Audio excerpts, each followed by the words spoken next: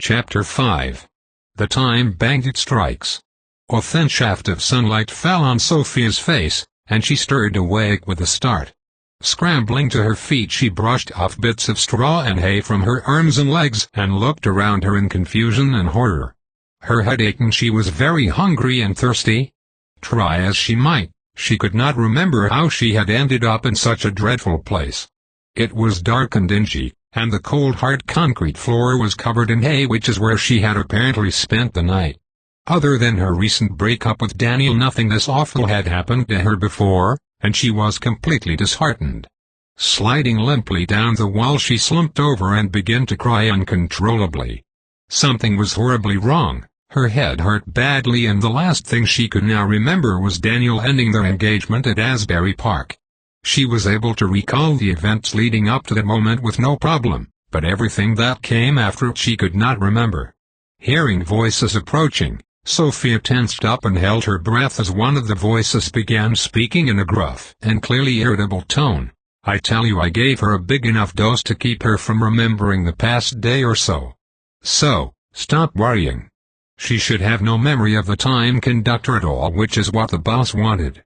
Another voice spoke then, and it was squeaky and high-pitched. "You better be right. You know what the boss will do to us if we mess this up." The gruff voice spoke again, sounding a good deal gruffer and angrier. "Will you just be quiet about it and stop worrying?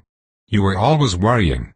I tell you, I gave her a big enough dose to wipe her memory for days. She probably isn't even awake yet, so just put the bread and water in the cell like the boss told us to do." Hearing their footsteps coming closer, Sophia quickly rolled over onto the concrete floor and closed her eyes tightly, feigning sleep. Soon she could hear the sound of keys clanging against the metal of the door, and then one of the men roughly dropped a plate with a hunk of bread on the floor along with a cup of water. Sophia struggled to stay completely still and tried to keep her breathing even. It seemed like an eternity until the man left, and she could hear the key clanging again as he locked the cell door. When she was quite sure that they had gone and all was quiet again, she took the hunk of bread and water and forced herself to eat and drink slowly. She even broke the hunk of bread in half to save it for later.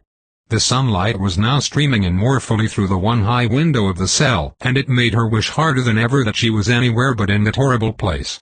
Frustrated and scared, she tried to console herself that she could at least feel some of her strength returning, and her headache was beginning to subside too. In her desperation, she prayed out loud in a whisper, not wanting to get the man's attention. "Dear God, please, if you can hear me, I am in such a bad way, please send help." That was all she could manage without sobbing again, and she hoped it was enough. Time was passing by slowly and relentlessly, and Sophia had just started to doze off when she heard a loud clamor outside the cell. Standing up quickly on her feet, she listened intently and could hear two new and very different voices talking. "Flanagan, you really are a fool barging in here. What is the meaning of this?" Sophia strained to hear more as the other voice, the one the first voice had called Flanagan, answered, and she noted with surprise that hearing it made her feel a little better right away, although she had no idea why. "Spencer and I were right there when you showed up, but the intruder alarm did not go off this time, and you cut the lights too." Sophia sucked in a sharp breath. She must have been with this Flanagan and Spencer, whoever they are, before she was kidnapped.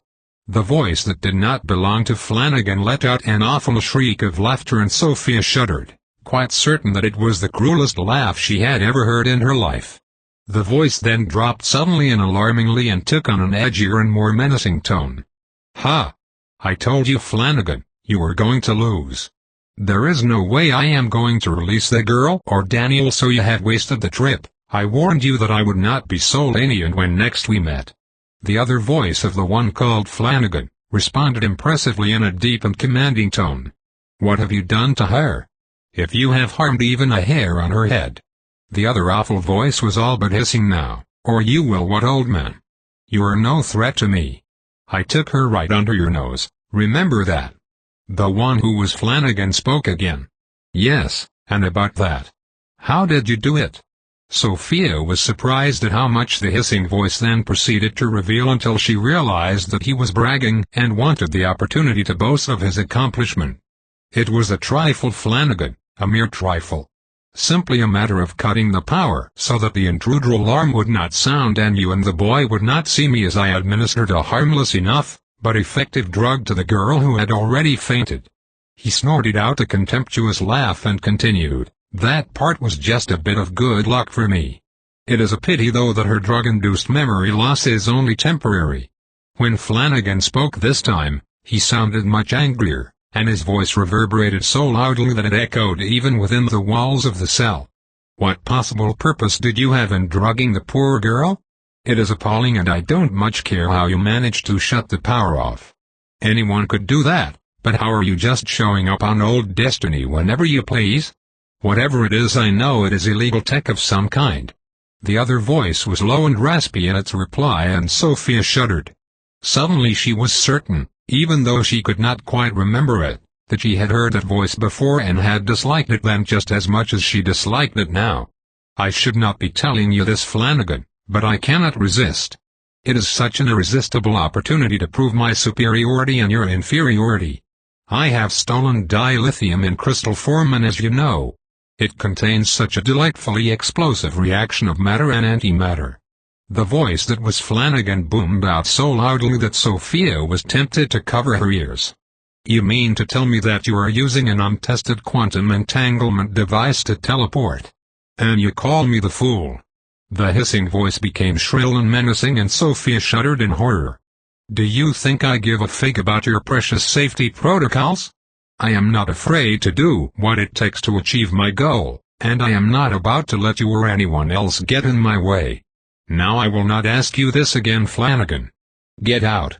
Sophia held her breath in the deafening silence that ensued, terrified, and prayed that whoever the horrible hissing voice belonged to would not open the door of the cell. The silence continued long enough that she finally determined that they both must have left. She did feel a twinge of sadness knowing that Flanagan was gone. He obviously knew her somehow, and even though she could not remember him, she liked him and felt certain that they surely must be good friends. With a sigh she drank the rest of the water in the cup and ate the other half of the crust of bread and tried not to think about how hungry she still was or how very dire her situation seemed to be. Meanwhile Flanagan had chosen to leave quietly when the Time Bandit kicked him out only because he believed it would help keep Sophia safe. He had not wanted to take any chance of the Time Bandit taking his anger out on her. As Flanagan neared the exit of the unmarked building, he ran through the events leading up to Sophia's kidnapping for at least the 100th time in his mind. It had been like a bad dream. TC had just told Spencer that he was a time conductor when Sophia fainted. TC had not got there in time to catch her and he could not forgive himself for it. He should have noticed how agitated Sophia was, how very pale she had become, but he had been preoccupied with Spencer and had not seen it in time. The fact that the Time Bandit showed up again at that very moment really was a bad piece of luck, and TC hated to admit it. Things had taken a very wrong turn and quickly, but he was able to console himself that two things seemed to have gone right. The first one had to do with Spencer, who, after seeing Sophia faint and after the lights had gone out and they discovered she was gone, no longer seemed shaken or even very interested in the news that TC was a time conductor. TC had quickly filled Spencer in then about the breach to his timeline and about the Time Bandit as well, but all Spencer seemed to really care about was Sophia's safety. So much so that he hardly noticed his first official trip on Old Destiny, although TC had to admit that the trip was fairly unremarkable. It did not involve time travel or travel to another timeline because TC had received the intel that the Time Bandit had already set up his headquarters right there in Sophia and Spencer's hijacked timeline. The trip had only taken them across town and Spencer had been quiet for most of it, but when they did arrive at the Time Bandit's new secret headquarters on their timeline, Spencer had loudly insisted that TC bring him along when he paid the Time Bandit a visit.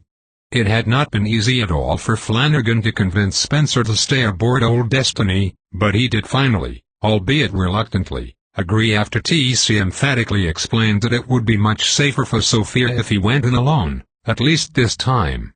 The other thing that had gone right was that Sophia had taken the rift locator out of her jacket pocket before she was kidnapped. TC could only cringe at the thought of the Time Bandit having one of the devices in his clutches as well. The Time Bandit's need for the device was surely contributing to Daniel and Sophia's ensured safety, at least for now. NTC suspected the Time Bandit had immediately searched Sophia for the device and was sorely disappointed when she did not have it. Pushing hard on the heavy exiting double doors of the building, TC stepped out onto the sidewalk and shielded his eyes from the bright sun before taking a more detailed look around him. The Time Bandit's headquarters were quite unremarkable, consisting of only a nondescript and dull gray office building that was surrounded by a few struggling businesses. Flanagan assumed that the Time Bandit had chosen the location precisely because it was remote and unmemorable, just as he had done so many times before and in so many other countless timelines.